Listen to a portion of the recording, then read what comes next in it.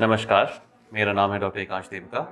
आज हम अपनी दूसरी वीडियो के साथ आए हैं और आज हम बात करेंगे बैक पेन के बारे में।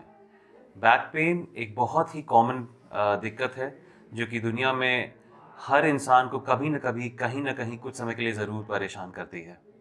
अ, सोचने में तो बड़ा छोटा-सा लगता है पर ये बहुत ही डेबिलिटेटिंग और बहुत ही कष्ट देने वाला बीमारी है और आज हम इसके बारे में जानेंगे। परेशान ना होइए, एक बार जब आप इसके बारे में जान जाएँ तो इससे कैसे बचना है और इसे कैसे ट्रीट करना है, इसके बारे में आप भी कुछ जान पाएँगे। पहली चीज़ हम ये जानें बैक पेन होता क्या है? शुरुआत करेंगे समझने से। ये है हमारी रीढ़ की हड्डी का एक मॉडल। ये है हमारा गला और ये हमारा निचली कमर। ये पूरी एक रीढ़ की हड्डी है और यहाँ हमारी जाती है स्पाइनल कॉर्ड। इसी स्पाइनल कॉर्ड के दोनों तरफ से निकलती हैं नसें। इसमें से या तो मांसपेशियाँ या हड्डी या नस, इनमें से किसी भी चीज़ में प्रॉब्लम होने से बैक पेन का प्रॉब्लम हो सकता है। या तो ये ऊपर की तरफ हो तो इसे कहते हैं अपर बैक पेन, या नीचे की तरफ हो तो इसे कहते हैं लोअर बैक पेन। अब हम समझेंगे कि ये होता क्यों है। जब मांसपेशियां कमज़ोर हो जाएं, या गिरने पड़ने से चोट लगे, या उम्र के साथ हड्डी कमज़ोर हो जाए, या चोट लगने से हड्डी का फ्रैक्चर हो जाए, या नस हड्डी और इनके बीच में कहीं दबने लगे, तो इसके कारण बैक पेन होता है। बैक पेन के साथ हमें ये समझना है कि किस कारण से ये बैक पेन ज़्यादा बढ़ सकता है या इसके रिस्क फैक्टर्स क्या होते हैं। One of the common risk factors जो इसमें होता है वो है उम्र। बढ़ती उम्र के साथ बैक पेन कॉमन हो जाता है। हम लोग की फ्लेक्सिबिलिटी कम हो जाती है, हम लोग की कैपेसिटी कम हो जाती है। दूसरी चीज़ होता है स्मोकिंग। इससे भी बैक पेन बढ़ने के चांसेस बढ़ते हैं। इसके अलावा जो लोग भारी काम करते हैं या जैसे कि भारी वज़न उठाना या लेबर जैसे काम या बहुत हाई लोड जिनके बैक पे जाए, उनमें बैक पेन होने के चांसेस कई ज़्यादा होते हैं। इसके अलावा अगर आपका वज़न ज़्यादा है तो इसका मतलब आपका वज़न आपकी रीढ़ की हड्डी पे ज़ोर ज़्यादा डाल रहा है। जो लंबे लोग होते हैं जिनका पोस्चर थोड़ा झुका हुआ होता है, अगेन उनमें बैक पेन देखने को ज़्यादा मिलता है। वहीं वो लोग जो लोग रेगुलर एक्सरसाइज करते हैं, अपना वेट को कंट्रोल करते हैं, स्मोकिंग एवं ड्रिंकिंग को बहुत लिमिटेड या हो सके तो नहीं करते हैं, उनमें बैक पेन के चांसेस कम होते हैं। बट इसका मतलब ये नहीं कि उनमें बैक पेन नहीं होते हैं। इसके अलावा हम ये जानेंगे कि रिस्क फैक्टर्स क्या है। तो रिस्क फैक्टर्स में जो हमने बात की अभी, यही सारे रिस्क फैक्टर्स हैं। इसके अलावा lack of exercise and other diseases जैसे कि डायबिटीज़, हाइपरटेंशन वगैरह का भी रोल होता है। दूसरी चीज़ हम ये जानना चाहेंगे कि भाई डॉक्टर को आपको कब दिखाना चाहिए, कब ये नौबत है, क्योंकि अगर हर बैक पेन के लिए आप डॉक्टर के पास दौड़ने लगे तो परेशानी हो जाएगी।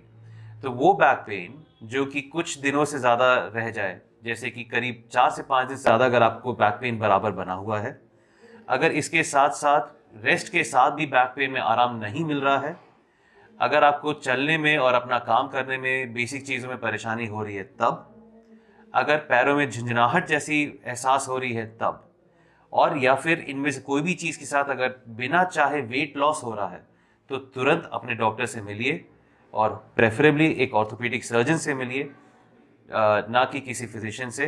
कहने का मतलब ये नहीं कि फिजिशियन इसका इलाज नहीं कर सकते, लेकिन एक ऑर्थोपेडिक सर्जन इसके लिए पर्टिकुलरली ट्रेंड होता है। इसके अलावा हम चीज़ जानेंगे कि भाई बैक पेन से हम बचे कैसे। तो जो रिस्क फैक्टर्स हैं उसी से आप निकाल सकते हैं बचने का तरीका। पहली चीज़ कि फिट रहिए, एक्सरसाइज बराबर करिए, समझदारी के साथ करिए, वज़न उठाइए तो कमर से झुककर नहीं, घुटनों से झुककर उठाइए, स्मोकिंग वोकिंग जैसी हैबिट्स को दूर रखिए। इन सब चीज़ों का ध्यान रखने से अपने आप ही बैक पेन का चांसेस और उसका सिवियरिटी काफ़ी कम हो जाता है। अब आइए हम थोड़ा-सा बात करें कि अगर आप डॉक्टर के पास आते हैं तो बैक पेन में किस तरह की जाँचें होती हैं। सबसे पहली जाँच तो डॉक्टर कोई भी होगा तो वो एक क्लिनिकल जाँच करेगा, आपको एग्ज़ामिन करेगा। उसके बाद काफ़ी कॉमन है कि वो कुछ ब्लड टेस्ट की माँग करें, उसके बाद वो एक एक्स-रे माँगेंगे और काफ़ी कॉमन है आज के दिन में एक एमआरआई कराना। एमआरआई हमें ये बताता है कि नस कहाँ दब रही है, कितनी ज़्यादा दब रही है और वो सिम्पटम्स के साथ बराबर मैच कर रही है नहीं। एक बार इन्वेस्टिगेशन से हमें समझ में आ जाए कि प्रॉब्लम कितना है, तो फिर हम आते हैं उसके इलाज पे। सबसे पहला इलाज जनरली होता है लाइफ़स्टाइल को इम्प्रूव करना, जो कॉमन रिस्क फैक्टर्स है उनको हटा के देखना, उसके साथ-साथ एक्सरसाइज़, फिज़ियोथेरेपी और अपनी बैड हैबिट्स को सुधारना। कई लोगों में सिर्फ इतने से इलाज से ही काफ़ी इम्प्रूवमेंट आ जाता है, किसी किसी में तो पूरी तरह से इलाज भी हो जाता है। अगर इससे इलाज ना हो पाए तो फिर हम मेडिसिन का इस्तेमाल करते हैं।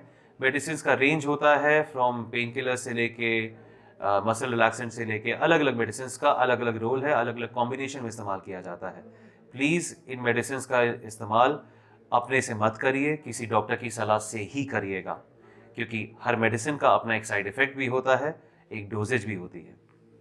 अगर आपको मेडिसिन से आराम ना मिले तो उसके बाद इंजेक्शन जैसे विकल्प भी होते हैं, और अगर इंजेक्शन से भी आराम ना मिल पाए तो फिर हमें सर्जरी करानी पड़ती है। स्पाइन की सर्जरी, कोई भी सर्जरी छोटी सर्जरी नहीं होती है, काफ़ी बड़ी सर्जरी होती है। उनके रिस्क्स असली हैं और काफ़ी गंभीर हैं, इसलिए कोशिश करिए कि ये वो एक बीमारी है जिससे हम बचें तो बेहतर है। हालांकि ट्रीटमेंट भी इसका हमारे पास है। आज के लिए बैक पेन के लिए इतना। मैं उम्मीद करता हूं कि इससे आज आप बैक पेन के बारे में कुछ जाने होंगे। अगर आप इसके बारे में और जानना चाहते हैं तो प्लीज़ आइए, हमसे मिलिए। मैं Devika nursing home Burdwan compound Ranchi में प्रैक्टिस करता हूं। आप मुझे ऑनलाइन भी ढूंढ सकते हैं। अगर आप रीच आउट करेंगे तो मैं ज़रूर आपको रिप्लाई करने की कोशिश करूंगा तुरंत ही। इसके अलावा अगर आपके पास मेरे लिए कोई भी सवाल है तो प्लीज़ नीचे कमेंट सेक्शन में छोड़िए, मैं या मेरी टीम उस सवाल का जवाब तुरंत ही देगी। इसके अलावा जाते जाते कुछ हमारे बारे में, मैंने अपनी ट्रेनिंग लखनऊ और फिर इंग्लैंड से की और अब मैं रांची प्रैक्टिस कर रहा हूँ, और इरादा ये है कि हम एक अच्छा ट्रीटमेंट एक अच्छे कॉस्ट पे मरीजों को दे पाए। तो प्लीज़ अगर आपको अच्छा लगे तो आइए मिलिए, लाइक करिए, सब्सक्राइब करिए। शुक्रिया।